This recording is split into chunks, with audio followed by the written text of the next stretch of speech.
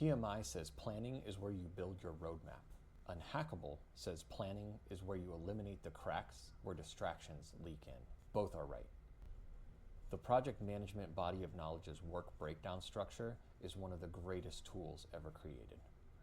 It breaks down big work into bite-sized chunks. If the project is to organize digital files, then the work breakdown structure says photos folder, documents folder, cloud sync, backups, naming conventions, and archive old items. Breaking the work down reduces overwhelm. Next, you sequence the work. PMI calls this activity sequencing. This is where you assign a logical order. So in our example, this is where you gather, sort, name, and then organize the backup. Once you've sequenced, you'll want to estimate the time.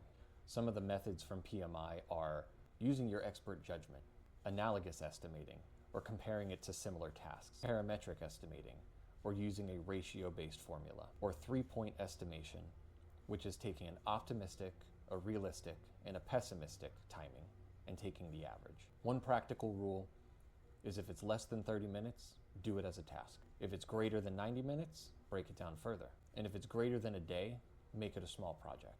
Another tool is Moscow prioritization. This is where we define our must, should, could, and won't, at least for now.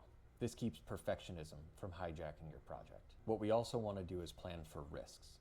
Risks are uncertainty that might help or hurt your project. The goal is to plan for both threats and opportunities. This is also an unhackable method for eliminating flow blocks. Planning creates protected focus zones. You know what to do, you know when to do it, you stop negotiating with distractions, and you create flow. In part 4, we bring this plan to life.